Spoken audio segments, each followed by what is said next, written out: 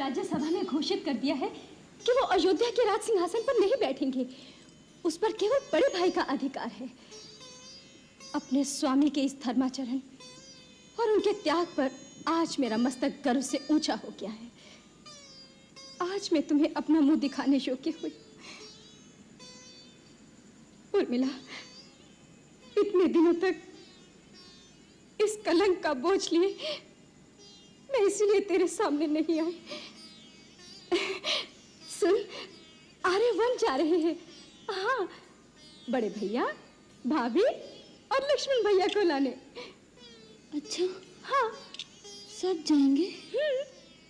सब जाएंगे तो सभी जाएंगे। सारी प्रजा भी उतावली हो रही है। सभी अपने राजा को मनाकर लौटा लाने के लिए साथ जाना चाहती है। और हाँ, आर्य ने नगर में घोषणा भी करा दी है कि जो जाना चाहे साथ चल सकता है। साथ चल सकता है? हाँ, हम भी? अरे हाँ पगले, हम भी। आप साथ जाकर क्या करेंगी? हम वन में कोई भ्रमण के लिए नहीं जा रहे हैं, राम भैया को वापस लाने जा रहे हैं। मैं अपने लिए नहीं कह रही नाथ। उर्मिला की मौन व्यथा को देखकर हृदय कांप जाता है। यदि आप उसे केवल एक बार लक्ष्मण भैया के दर्शन करा देंगे। तुम एक बार दर्शन की बात कर रही हो देवी? मैं लक्ष्मण को अपने साथ ला रहा हूँ। क्या आप लोगों को मेरे लक्ष्य की सफलता में कोई संदेह है? नहीं स्वामी, नहीं। हम तो क्या, सारी अयोध्या आपकी सफलता के लिए प्रभु से प्रार्थना कर रही है। तो बस उर्मिला से कह दो अपने पति के स्वागत की तैयारी करें। अब विरह के दिन समाप्त हो गए। अब श्री राम के राज्याभिषेक का उत्सव मनाने की तैयारी करो। उस समय हम उनके साथ तमसा नदी तक साथ गए थे, तब वो हमारे साथ छल करके हमें सोता हुआ छोड़कर चले गए थे। अब हम राजकुमार भरत के साथ जा रहे हैं। अब कहाँ जाएंगे वो? अब हम उनको और राजकुमार लक्ष्मण और रानी सीता को साथ लेकर ही लौटेंगे। हाँ, तब तक हम तुम्हारे लिए 1.25 मन बतासे के प्रसाद तैयार रखेंगे। हाँ, तू बतासे की प्रसाद तैयार रख, हम अवश्य लेकर लौटेंगे उनको। अरे सुना, श्री रामचंद्र जी को लेने के लिए भरत सेना लेकर वन को जा रहे हैं। हमने भी सुना है। बापू, बापू, राजकुमार भरत श्री राम जी को लेने वन जा रहे हैं। उन्होंने घोषणा की है कि नगर में से जो भी कोई उनके साथ जाना चाहे वो जा सकता है। बापू, मैं भी उनके साथ जाऊं? जा, अवश्य जा। जाकर उनके चरणों में शीश नवाना। अरे उनके तो दर्शन से भी पुण्य होता है रे। बाबू, भाभी, राजकुमारों के साथ राजमाताएं, मंत्री, गुरुदेव, सेनाएं सब जा रहे हैं। उनके लिए रास्ता ठीक करने के लिए कारीगर, यांत्रिक, शिल्पी, पेड़ काटने वाले सब दल बनाकर जा रहे हैं। मुझे भी उस दल के साथ जाने की आज्ञा हुई है। तो सबसे पहले तुम्हें राम जी के दर्शन होंगे ना? हाँ। अरे बिटुआ, हमसे तो चला नहीं जाता, नहीं तो तुम्हारे साथ हम अवश्य चलते।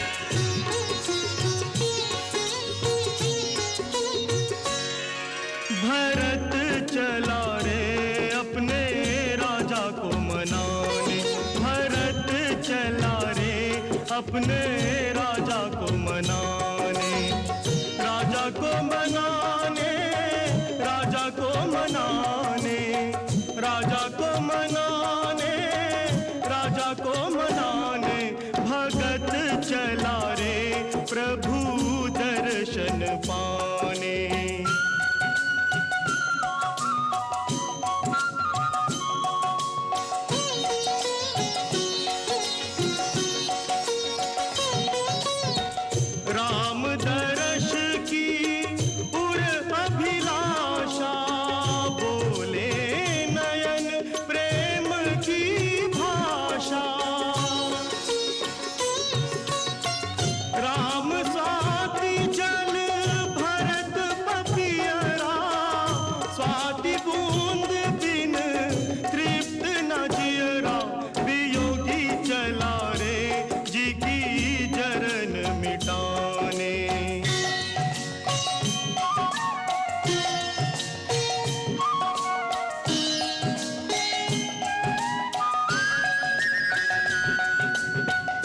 अवध राम को अर्पण करने प्रभुता प्रभु चरणों में धरने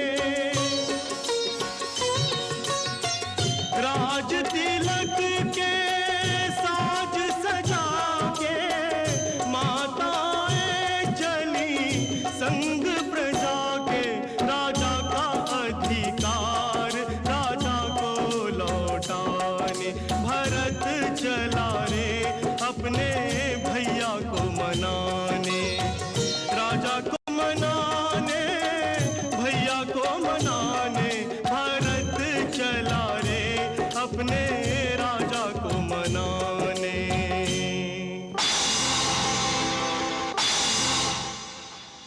का कहे हो? अयोध्या के राजा भरत बहुत बड़ी सेना लेके चले आ रहे हैं। अरे ठीक से पता तो लगाए हो ना? हाँ राजा जी, बहुत बड़ी सेना है। हाथी घोड़ा रथ आगे सूर्य पताका फहरा रहे हैं। भरत वन में सेना लेके कौन विचार से आ रहे हैं? विचार तो साफ है राजन, कहीं के बिटवा है ना, माथा चढ़ाई दी हुई। कहीं राम जी राज का अधिकार न मांगे आ जाएं। इस समय वो अकेले हैं। राम लखन दोनों भाई का जंगल में मार के आपन निष्कंटक राज करेंगे। अरे हमरे होते हुए राम जी की ओर कोई तिरछी नजर से भी देखे तो ओकर आंख निकाल देंगे हम निषाद है निषाद। हाथी घोड़ा पे बैठ के आए वालन को ठठरियो नसीब ना होई। भारत और होकर सेना के लिए श्रृंगेरपुर को हम जमपुर बना देंगे। राजन, उनकर इतनी बड़ी विशाल सेना के आगे हमार मुट्ठी भर जोधा कहाँ तक टक्कर ले सकत हूँ?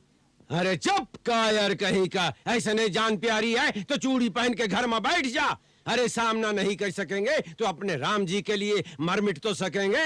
हम निषादों की लाश पर ही पैर रखकर भरत गंगा पार करेगा। जाओ बजा दो युद्ध का नगारा।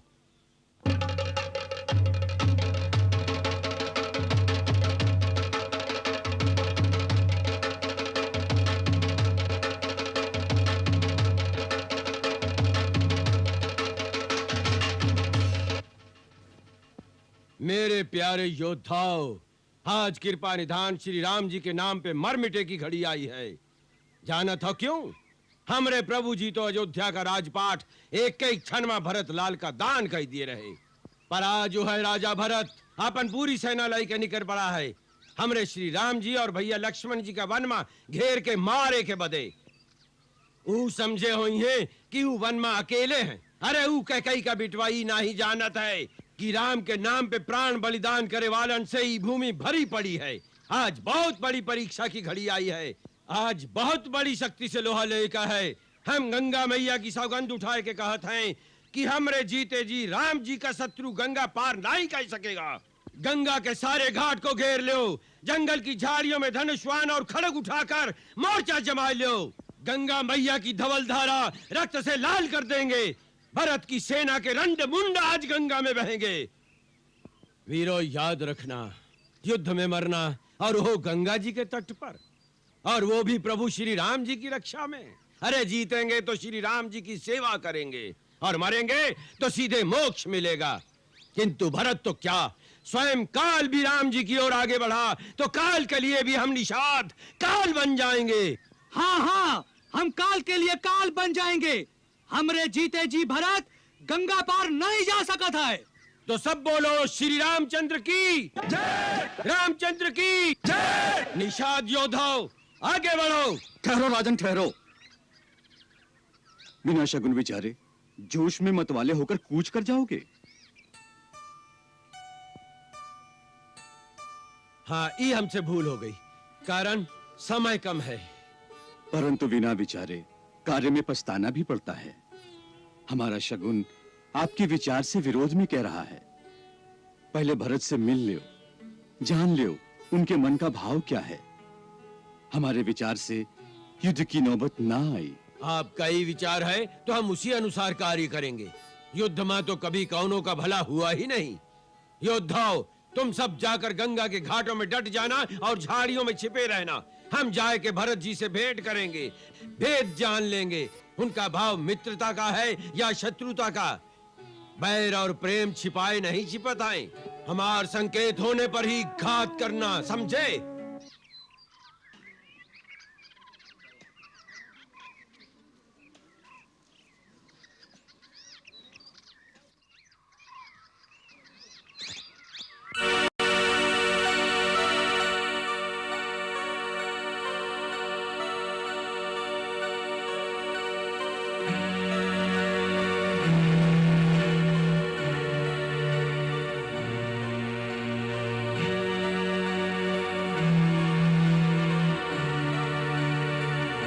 तुम लोग सावधान रहना, कहीं राम का मित्र समझकर पीछे से अकस्मात वार न कर दें। आप चिंता जिन करो राजा जी, अगर किसी ने आप पर आंख भी उठाई तो हम वो आंखों निकाल देंगे।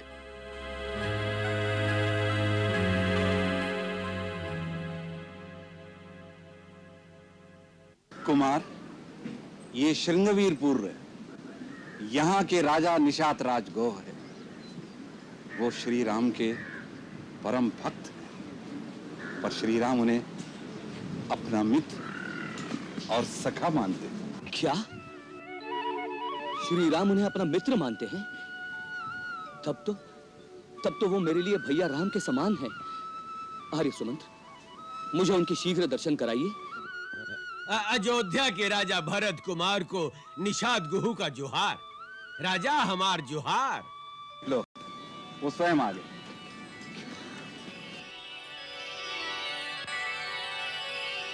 जोहार भरत राजा। नहीं निषाद राज, मैं आपकी शरण वंदना करता हूँ। अयोध्या के राजा, आप ही कहाँ कह रहे हो? भैया आपको हृदय से लगाते हैं, आप मुझे अपने गले से लगा लीजिए। मुझे ऐसा ही लगेगा जैसे मेरे राम भैया ने मुझे स्पर्श किया हो।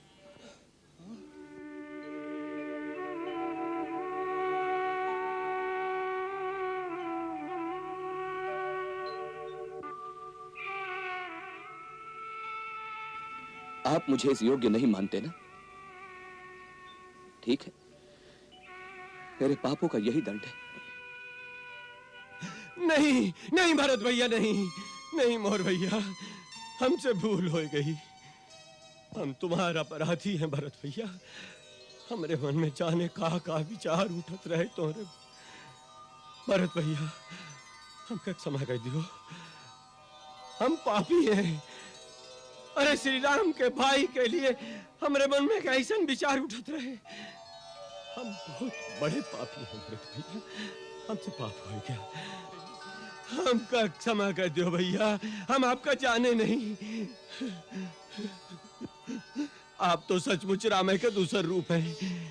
बिल्कुल वही राम भैया जैसा स्नेह है आपके हृदय में। शत्रुघ्न, इनके चरण छू, यही राम भैया से कह के हमें क्षमा दिला सकते हैं। नहीं कुमार, नहीं नहीं। जोहार मंत्री जी, श्री राम जी सच्चे कहत रहे कि हमार भरत बहुत महान है ना? भैया मुझे याद कर रहे थे? हाँ, बहुत बहुत याद करत रहे। घास के बिछौने पे सोए सोए सारी रात आपे की बातें करत रहे। घास के बिछौने पर? भैया घास के बिछौने पर सोए थे?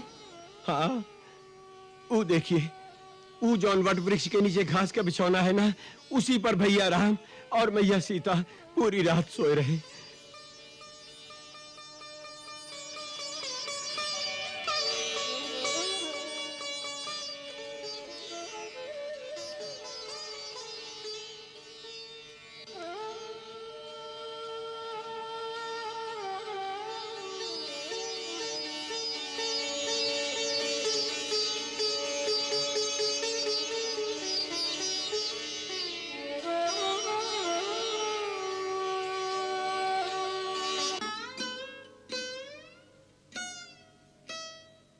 भैया और भाभी सूखी घास पर सोए?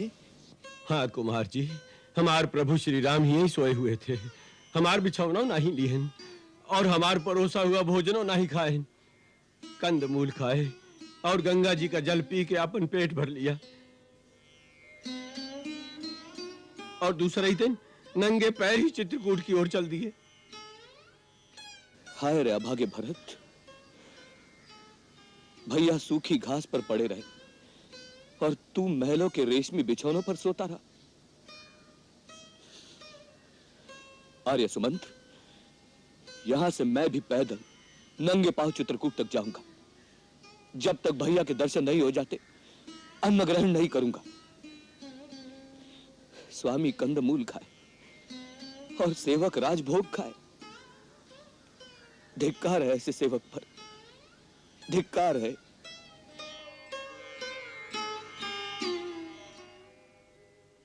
वाह भरत वाह, तेरे जैसा राम भक्त इस संसार में दूसरा नहीं होगा। हमने भरत जैसे महात्मा पर व्यर्थ ही संदेह किया। ऐसा परम त्यागी महात्मा इस धरती पर युगों युगों में जन्म लेता है। इतना विशाल साम्राज्य तिनके के समान त्याग दिया। विधि के खेल निराले हैं। कैकेयी जैसी विशैली बेल पर अमृत जैसा फल कैसे पैदा हुआ? कैकेयी के तो कलंक लगना ही था, जो उसने कुंवरी के बहकावे में आकर के इतने बड़े अनर्थ का कारण बन गई। न जाने विधाता ने कौन से अपनी स्वार्थ सिद्धि के लिए कैकेयी की बुद्धि हर ली। और नहीं तो क्या? क्या वो अपने जाए बेटे को नहीं जानती थी? या वो राम से स्नेह नहीं करती थी? या अपने पति का मंगल नहीं चाहती थी? परंतु इसीलिए तो कहा गया है, जही विधि दारुण दुख देही, ताकि मति पहले हर लेही। अब कितना पछता रही है बेचारी। गंगा तीर पावरी